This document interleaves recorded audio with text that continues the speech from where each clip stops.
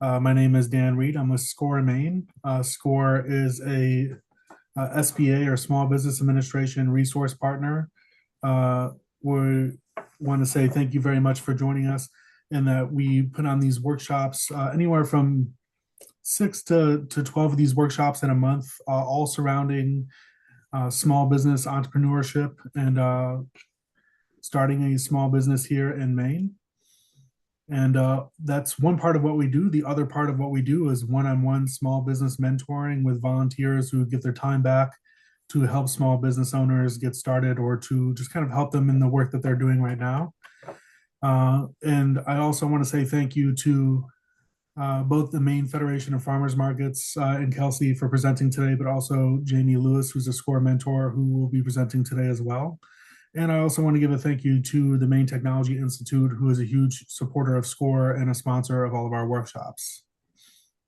With that, I'm going to kick it over to our presenters to introduce themselves and get us started. If you have any questions, please feel free at any time to use the raise your hand function, and you can put the question in the chat, and we will either answer them as we go along, or we might wait until the end and do a little bit of Q&A. And with that, I'll hand it over to Jamie and Kelsey. That's great, Dan. Thanks very much. And thanks everybody for joining us. Fortunately, in Maine, we survived with howling winds yesterday, but not a whole bunch of snow, and hope everybody held on to their power through the day. And this How to Join a Farmer's Market webinar is very timely because, as we'll discuss later on in the presentation, this is the time of year when farmers markets start interviewing new potential vendors and getting organized for the selling season that will typically start in April or May. So the timing is great here. So again, welcome everybody, and we look forward to the presentation. So just this presentation is the work of many, many people, and I am presenting it, and Kelsey is involved with the Maine Federation of Farmers Markets as well. My background is I am a SCORE mentor, have been a mentor with SCORE for 6 or 7 years at this point in time, and have been an active participant as a vendor at farmers markets in southern Maine for the last 4 or 5 years. So that's my background. And Kelsey, would you like to say a couple words? Sure. Hi, everybody. I'm Kelsey Kobik. I work for the Maine Federation of Farmers Markets. We're a 501c3 nonprofit, and we are non-regulatory. We don't work for the state, and we don't enforce any rules, but we support farmers markets with all kinds of different programs and resources. And I also happen to be a vendor. I have my partner and I have our own business, and we're vendors at the Waterville Farmers Market. Great. Thank you. So this is a slide on the Maine Federation of Farmers Markets, and I'm going to sound like a broken record, telling people that they should go to the mainefarmersmarket.org website, because there is so much information on that website. You will have many of your prospective questions answered with that site. And it's just a fantastic tool for the farmers markets of the state of Maine. It's just a great organization. And I can't emphasize enough how important it is to go to their website and just nose through it, and you'll just find a wealth of information there. It's really, really, really good. So our agenda today, obviously everyone on this call is probably interested in joining a farmer's market. So we'll hopefully provide the why you want to join a farmer's market, the different types of farmer's markets in Maine, how to join a farmer's market, what's needed to participate in a market, how to succeed in a market, most importantly, and markets that are looking for vendors. And then, as Dan mentioned earlier, we'll take questions. Either people can raise their electronic hand or post a question in the chat, and we'll cover them at the end. So why join a farmer's market? So it's perfect for starting, growing, and sustaining a business. You may have an idea for a new product, and this is aimed primarily at non-farmers that are anticipating joining a farmer's market. So you may be starting a business and have some niche that you've developed And a farmer's market is perfect for trying to develop that product. And if you're a farmer, it's a chance to sell directly to your consumer, cutting out the middleman. And again, if you've been a small farmer and selling at a roadside stand, it's an opportunity, to try your chops at a more formalized market. It's a very low barrier to entry, typically $5 to $40 per market cost when you average it out over a summer of basically selling from April to early October, typically $5 to $40 cost per market if you average it out. As I said earlier, you make money selling products directly to the consumer in that you're cutting out the middleman, which is very important to your profits. It's a chance to develop and grow your brand. You can try different things at the marketplace. And if you're a member of the market and you figure that you're probably selling at 16 to 20 markets, you can take the course of the summer to develop different ways to sell your product, or perhaps sell different products and grow the brand. And again, you can trial products with real people, have tastings. That's a great way to attract customers in your tent. If you have something that they can nibble on or try, great opportunity. And you can learn from the other vendors. The vendor community is very sharing, and you can learn a lot by walking around the market you're a participant in when you have a chance. Or I'm sure many of you have attended many farmers markets. You see different things and you get a lot of ideas when you walk around the other markets. So you can learn from others. And then it's a great community. Most farmers markets, all the vendors are very sharing, and they're interested in each other doing well, because when one vendor does well and many vendors do well, it just floats the boat for the entire vendor community in that particular market. And it's a great way to network because, again, you'll be exposed to all the other vendors, or some of your customers will engage you in conversation, and it's a great way to grow the email list from spending time chatting with your customers and the other vendors there. So many successful food businesses have had their start at farmers markets. Some examples: Burt's Bees, Stonewall Kitchen, 30-acre farm. This list could go on and on, but growing beyond a farmer's market is not necessarily the be-all and end-all of a farmer's markets. It's some people are more than fine by selling their wares at a farmer's market and have no interest in getting into a much larger, retail, internet distribution business or bricks and mortar. So it's a great opportunity to develop, but nevertheless, it's a great opportunity to sell your product. There are several types of farmers markets. They are actually defined by Maine state law, and the emphasis is on farmers that grow stuff and raise animals for slaughter.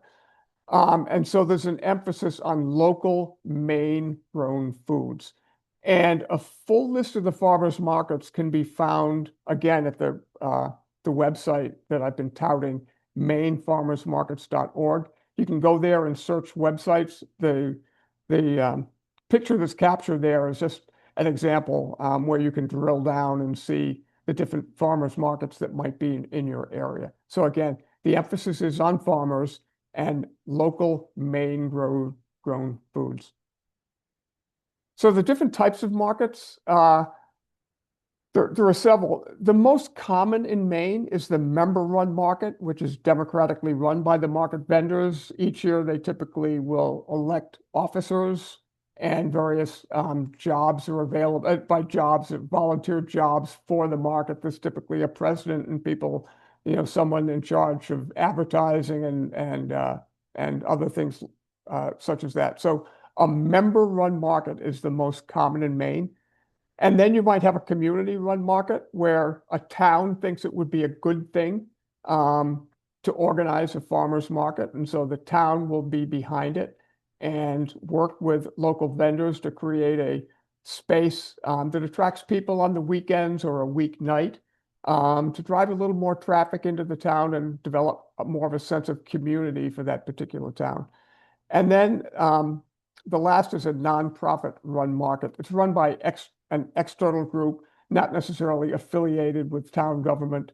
But again, as I said earlier, the member run market are the most common markets in the state of Maine. And then the market types. A producer-only market is the strictest rules, and the vendors can only sell what they produce directly. So they can only sell what they grow or what they raise. And then you have buy-in markets, which follow the state law, the 75% rule, and that 75% of what is sold has to be produced or raised by the vendor, but 25% can be purchased from other vendors or other farms within the state of Maine, and that can be sold. But the key here is that pretty much everything needs to be grown or raised in the state of Maine. And then a peddler's market it doesn't really meet the farmer's market definition, and it starts looking a little bit more like a flea market than it does a farmer's market. And Kelsey, do you have any further comments on the types of markets from your experience? Yeah, and I guess my broken record line for this presentation is always every farmer's market is different. So these are generalizations, but you'll find as you look at the rules and applications for every different farmer's market, they're all different. Um, and sometimes people think, oh, well, I'm not a farmer. I guess I can't get into a farmer's market. And that's not true. A farmer's market, by definition, in the state of Maine, has to follow these rules. But basically, all it takes is to have two farmers selling stuff, and for them to be selling at least 75% of what they're selling has to be grown by them. And then it's up to whoever's organizing the market whether they want to add a knife sharpener and someone selling note cards and somebody making breakfast sandwiches. Or somebody who's buying in a bunch of really cool cheese graters and they didn't make them, but they can sell them because that's up to the person who's in charge of running or people who are in charge of running the market. So you will find all these different kinds of markets and many more. You just don't know till you start reading their rules and applications. Great, thanks.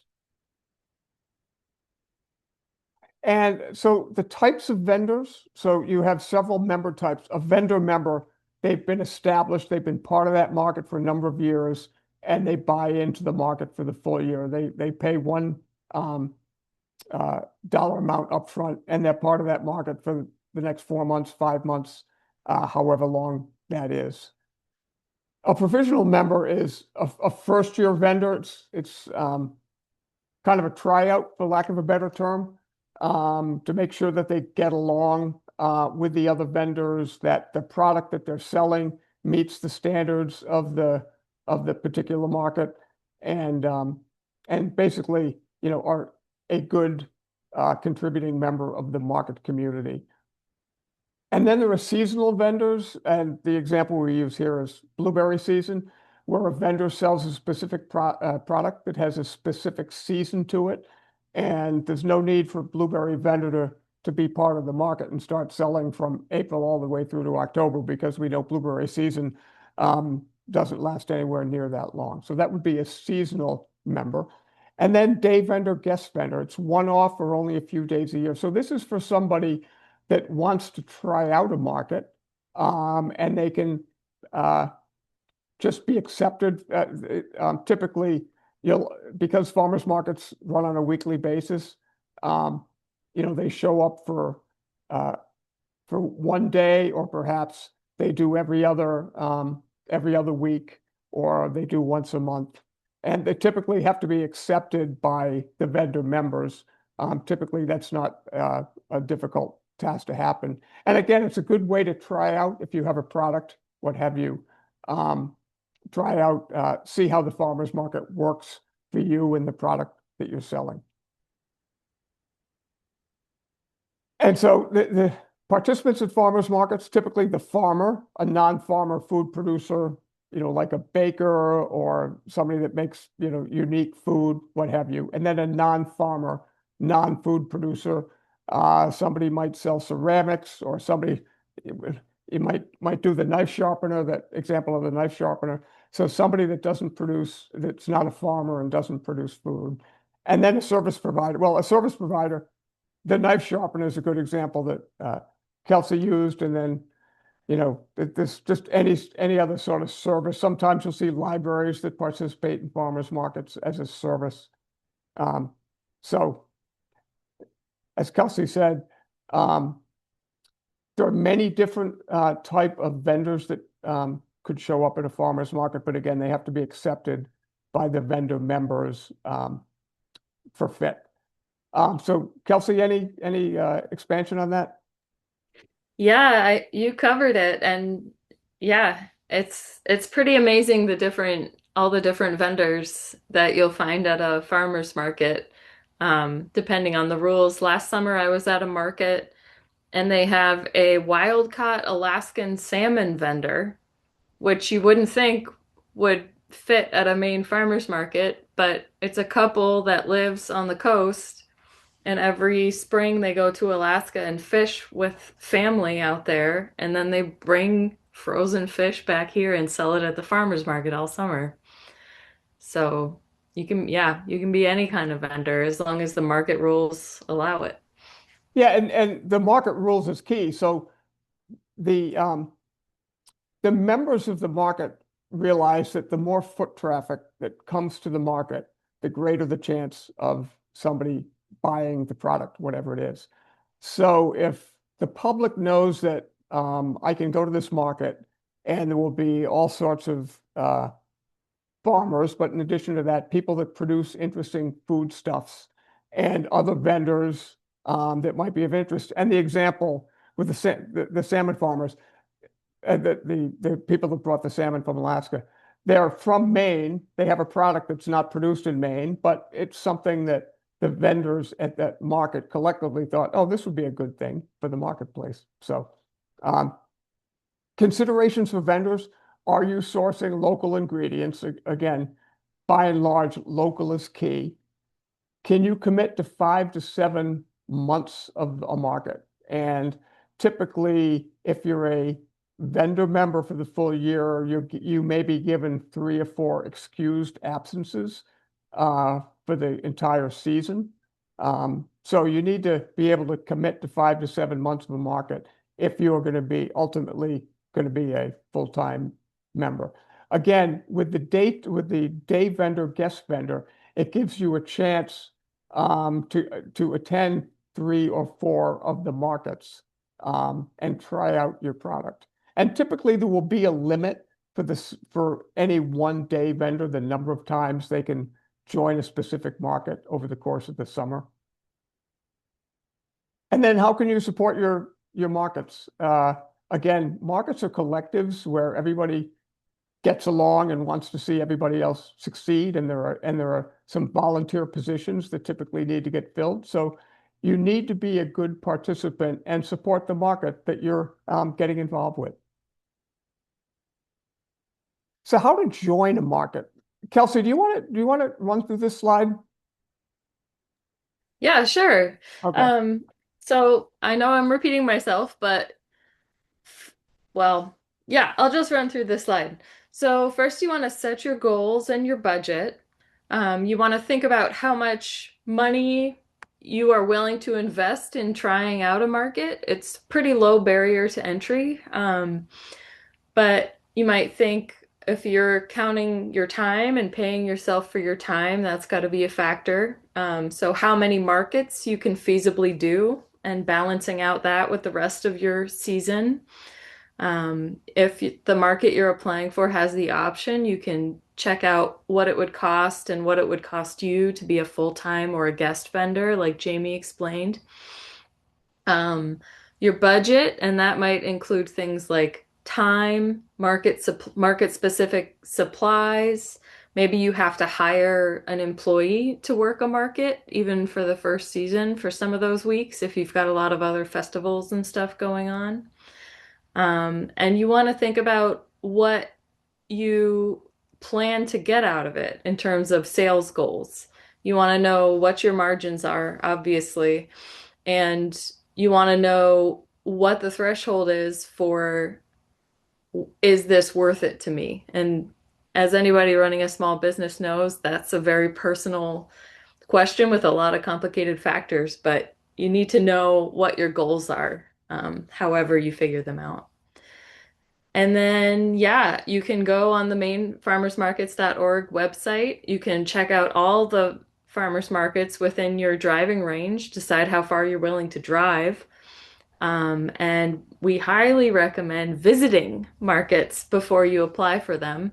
So maybe this year is kind of your research and development year, and you go visit markets and kind of get the lay of the land. Um, and then you need to go on those markets' websites, or if they don't have a website, maybe talk to somebody at the market, at the info booth, or a vendor, and ask about where you can find the applications and the rules and bylaws. And you want to mark your calendar and fill those applications out. The applications will have information about all the licenses or insurance you might need. Most markets require you have your own mobile vendor's license and your own liability insurance. Um, and then, yeah, every market's different. Most markets have kind of like after you apply, it's almost like an audition process where you attend a market meeting in the off season.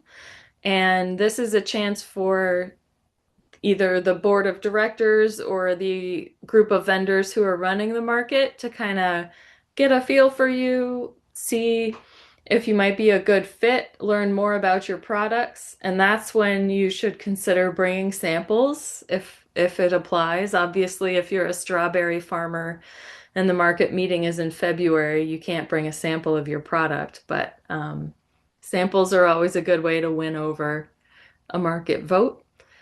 And then, yeah, you want to make sure your application was received. Markets should let you know when you'll be notified by and anything else you have to do. But if you don't hear from them, it's worth following up. Like Jamie has said, most people running markets are vendors themselves. They're very busy people, and it's easy for things to slip through the cracks. And then, yeah, the last thing I would add to this slide would be if you don't get in, it probably has more to do with the mix of the market and the balance of the market rather than you or your product. So it just might not have been the year that they needed another dog treat vendor. And although rejection hurts, it's important to not take it personally, because one thing I've learned working in farmers markets, it's a very close-knit community. Many vendors do multiple farmers markets, and you're always networking, whether you know it or not. So if you don't get in, maybe there's a vendor who saw your application and they want you to join for another market. And they might invite you to join for another market, or maybe the next year they have a void that they know your product could fill. Right. And as I said earlier, this is prime time for the markets having their winter meetings where it's so if you have an interest in some markets already, when you get off this Zoom, you might want to go to their websites and try and figure out if they've had the meeting already or you've passed a deadline, that sort of thing. And again, nothing's cut and dried. If you're 3 days past a deadline, I'm sure if you have a compelling product or a compelling, opportunity for the farmers markets, they would certainly consider it. So again, this is prime time for getting ready for the season, which starts in, gosh, 2 months now. Yeah. It's hard to believe March is next week, but if you figure they get started in late April, then we're basically 2 months away at this point in time. So, And that's such a good point, Jamie. I don't want to let that get overlooked. Even if you miss a deadline, it could still be worth applying, because markets do let in late applications all the time, especially if it fills a void in the market. I saw a question from Ruth, where to apply for a mobile vendor license. Um, a mobile vendor license applies to people selling food. So I think if you're selling art, I don't think you need one. But if you do need one, you do that through the state, and you do that through their general kitchen license application. So if you go to the state DHS on Maine.gov, that's where you get those licenses if you're doing food. And then liability insurance is something that most markets will require. I have mine through Hiscox Inc. There's all kinds of insurance companies out there. I think mine cost me maybe $300 a year, and it's up to $1 million in coverage. So yeah, Jamie, I don't know where you guys have your insurance through, but if you already have insurance through an agent for your home or something like that, it's worth asking. Yeah, and Um, it's certainly not cost prohibitive, and it's pretty easy to get. Um, so, and if you're going to be a guest vendor, you can typically buy insurance in increments of a month at a time. So if you want to, you know, do 4 weeks of being a guest vendor, you can probably cover it with 1 month's worth of liability insurance. But again, it's not cost prohibitive, and it's a must. It may be a minimum of 2 months, perhaps, I think, buying that insurance, but I'm not 100% certain. But whoever your insurance agent might be, and the market vendors can share with you who they get the insurance from. It's definitely not a gating factor of any substance. And by the way, we're going to have a subsequent slide that we can send to people after the presentation with more detail on how to join the market. Just a little bit of an expansion on what we just discussed. What you need to join a market, Kelsey just talked about this, the appropriate food and beverage licenses, the liability insurance, a 10 by 10 tent with tables, weights, and folding chairs. And yes, you can see a 10 by 10 tent fly away if you don't have the weights on it. Cold storage, hot storage, depending on if you're selling prepared food, or most of the beef is frozen that's sold at farmers markets. I think that's a state law. An attractive display. Some of this is really basic stuff. Attractive signage, a point of sale system and data plan. You know, people still use cash at farmers markets, but many people want to pay with a credit card. And in this day and age with Square and the different services like that, it's not too hard to be able to accept a credit card. The tricky piece can be sometimes, because of the nature of farmers markets, there may not be good data services in the area. So you'll be able to pick that up from the other vendors, whether they might say, oh my goodness, it's really hard to get a signal from Verizon here, or from the other vendors. But most you really need to be able to take a credit card. And then marketing materials, banner, business cards. Business cards are good to give to people to take home with them if they've just been nosing around and have further interest. Or, you think they can, if you have a website or an Instagram account, they can go there outside of the market and perhaps be more intrigued at some of the stuff you might have to offer. And then a small garbage can. How to succeed. A lot of this is pretty basic also. Have awesome, abundant products. That's important. Be friendly and sales oriented. Absolutely put your phone away. Engage. It's a fine balance between being pushy and engaging your potential customers, but definitely be friendly and do not be constantly gazing at your phone when somebody walks by your tent. You can always just look up. If you're sitting there observing what's going on, to just nod and say hi to somebody walking past, but you typically wouldn't do that if you had your nose buried in your phone. Develop relationships with customers. in many instances, you'll have somebody that regularly goes to the farmer's market and they'll come by and chat a little bit. And then the next week they'll chat a little bit. And then the next week they'll buy something because it takes them a while to figure out, oh, do I really want to buy this item? So develop relationships with your customers and they will come back year after year in many circumstances. Um, Again, a continuation of that, collect emails where it's appropriate, start a newsletter, ask people to follow you on social media. Excuse me. And promote your attendance at a farmer's market on your Facebook page, Instagram, TikTok, whatever. Let people know that you will be in Skowhegan on Monday or on Saturday or what have you.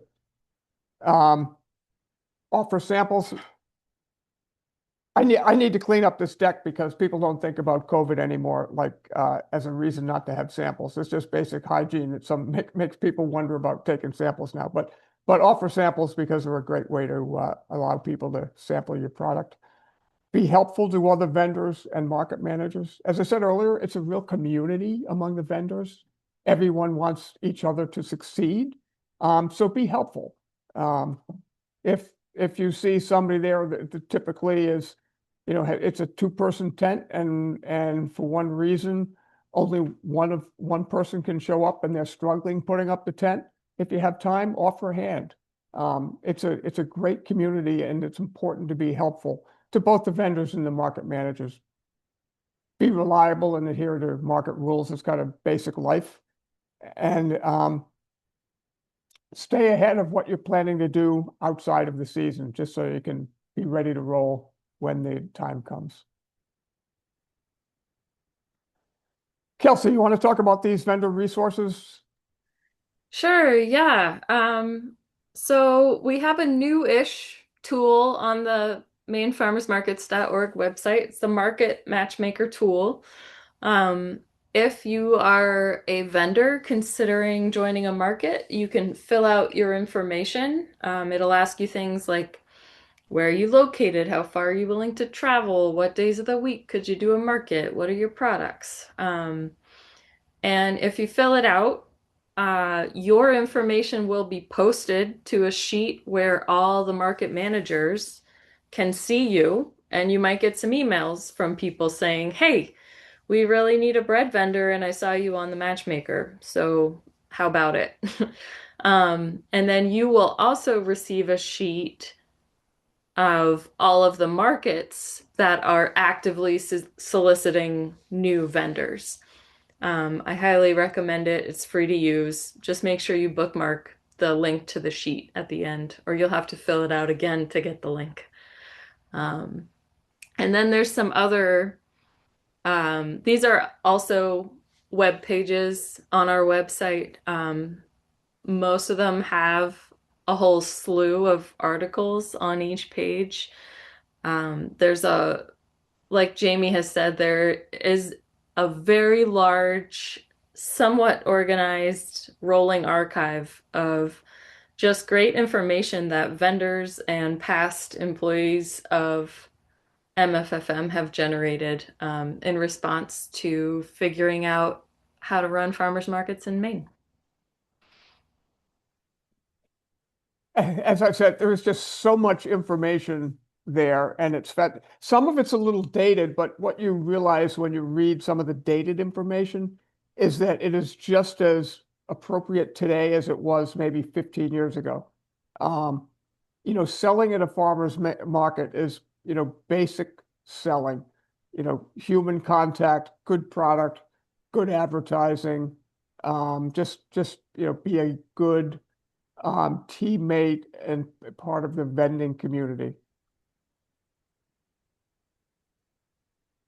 Could you talk about the voucher programs, Kelsey? Yeah, so this is like the bread and butter of what we do at MFFM.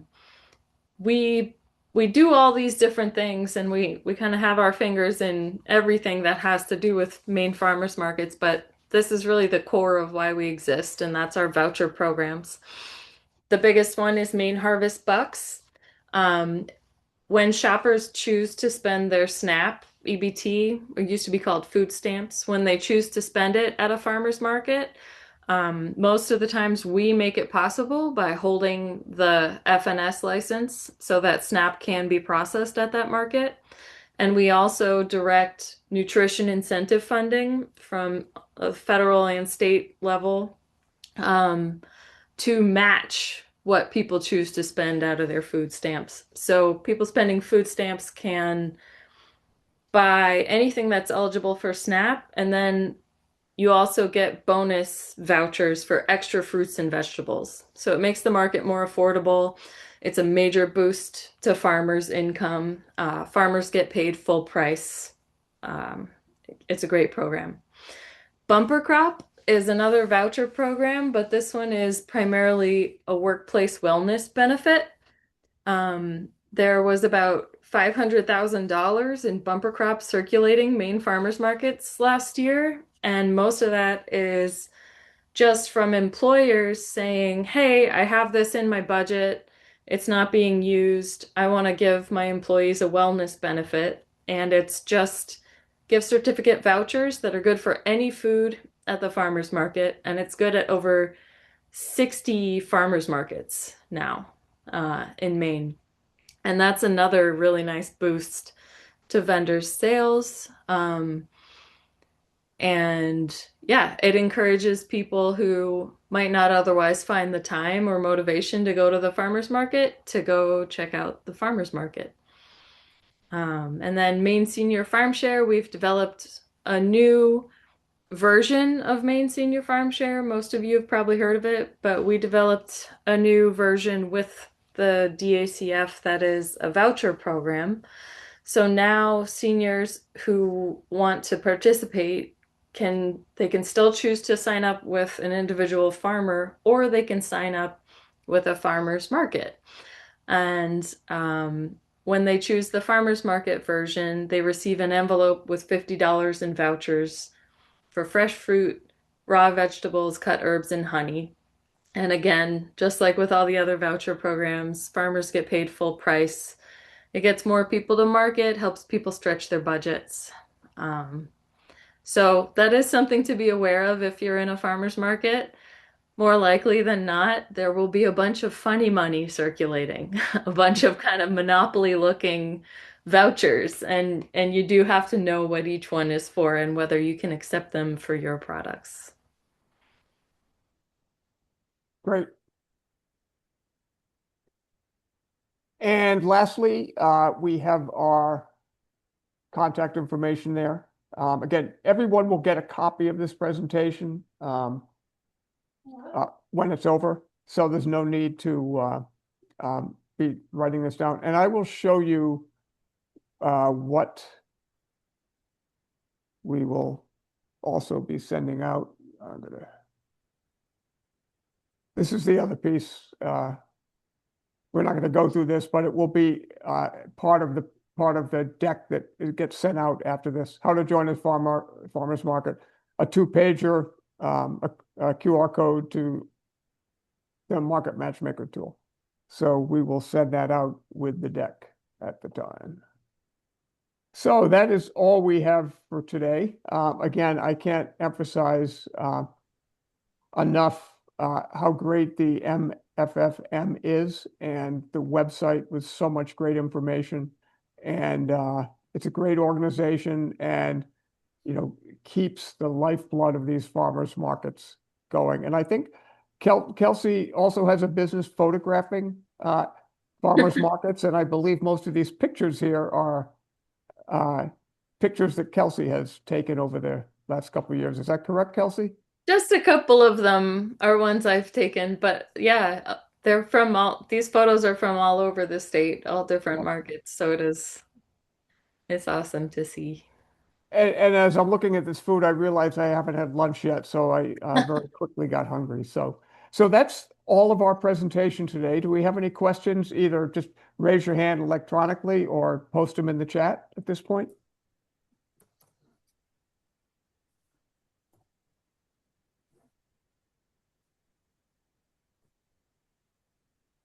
I don't have the chat up, so I can't see it. But Kelsey, Dan, are there any questions in the chat?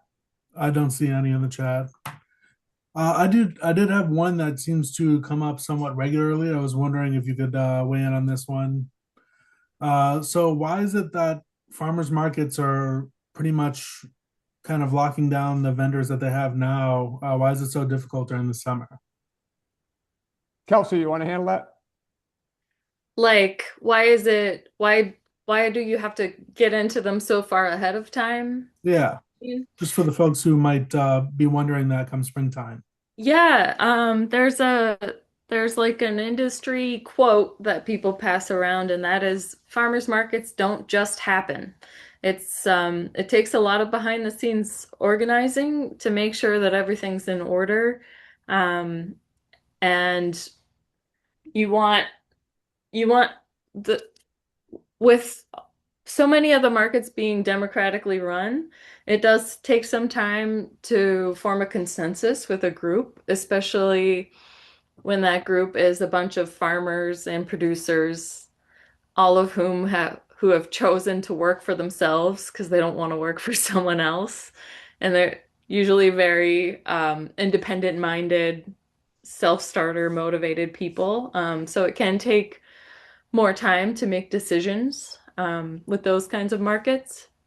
And then, yeah, just making sure that everything's in order with your licenses and insurance and advertising for the season. And as we said, the 6 or 7 weeks before the first market starts goes by pretty quickly. So if Yeah. you just submit your application tomorrow, it needs to be reviewed, it needs to be vetted, and with the passage, everybody's busy, and it just takes some time. That's all. And right, farmers markets, just don't happen. There's hardly any farmers markets that have an employee working for them. So that's Right. the other thing is all the review process and meetings and everything, it's all volunteer run by the vendors themselves. Ruth, do you have a question? I have two. My first question is, if you're just going to try the guest thing to see what it's all about, do you still fill out an application? Usually, and you can usually find that information on the market website if they have one. If they don't have one, you can try messaging them on social media or visiting in person and asking. Don't be discouraged if you don't get a response right away. Usually there's 5 or 6 people all logged into the Facebook and no one is actually in charge of checking the messages. So it might take a few messages. But yeah, it depends on the market. And I would say um, the best way to figure that out is to start by identifying which markets you might want to apply to and going digging from there. And the other interesting thing is if a market has a Facebook page or a website even, and you're curious, I'm not certain what your product is, but if you go to the website, or the Facebook page, they will typically have photographs of past markets. And when you scroll through that, you'll get a feel for what that particular market actually has for vendors. Like if you're a baker and you scroll through a market's website and there may be 3 bakers or 2 bakers at the market. They might not have room for another one, but it will let you know that they do accept bakers. So again, just doing your homework ahead of time and looking at the pictures of the market that are available will give you a good feel for the type vendors that market accepts. Ruth, you do art, right? Where are you located? In Portland. Okay. I know the Freiburg market is looking for artists, but that's a bit of a haul for you. Hall. Um, the other thing I guess I wondered was you gave this a general list of what helps you succeed in this sort of venture, but do you either of you have any tales about realities that you think, oh yeah, I should tell that story because that'll help people? Um, I mean, I'm I'm not gonna air any dirty laundry, but I would say Dirty laundry as just like, oh duh, or never thought Yeah. of that, or I saw that and that was really cool, or, stuff like that. Yeah, I would say, for the people who are running the markets, the whole application process is really routine. And I would really just emphasize to try not to take it personally. If you're an artist, you're used to living in the world of rejection. I know that world pretty well myself.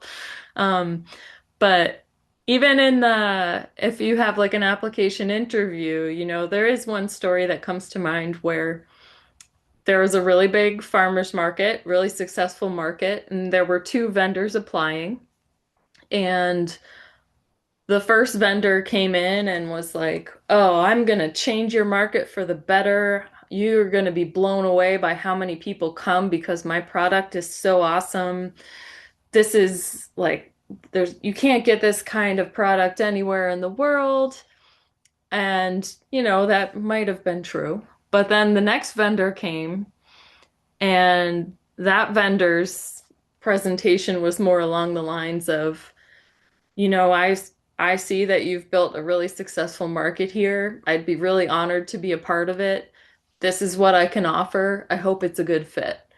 And you know, obviously the vendor that got into that market was the second one, not the first one who was telling them that they were God's gift to farmers markets. So, yeah, a little humility can go a long way too.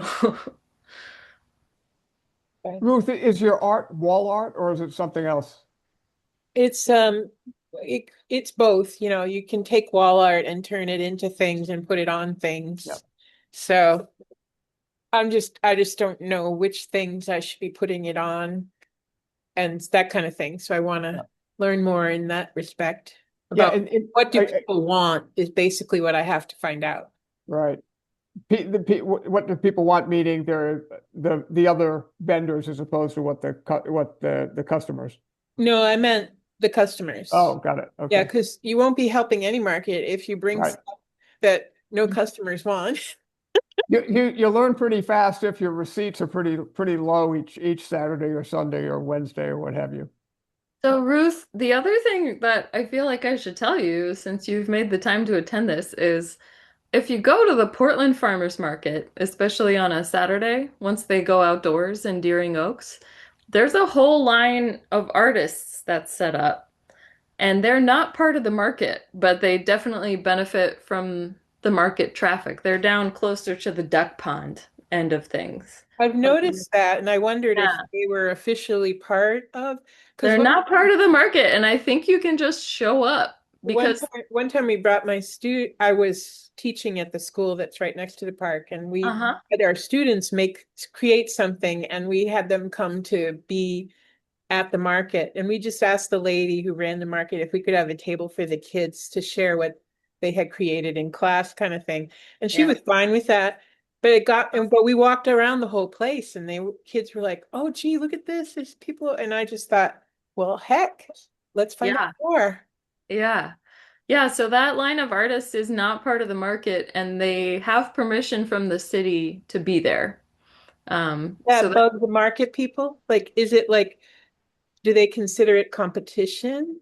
no, no, Oh, no, no. No, and it's great now that it's a little more official from the city, because it used to be that artists would come and set up just like in amongst the market randomly without making any contact, because it was kind of like the idea of like, oh, farmers markets just happen. We just show yeah, up whenever we want.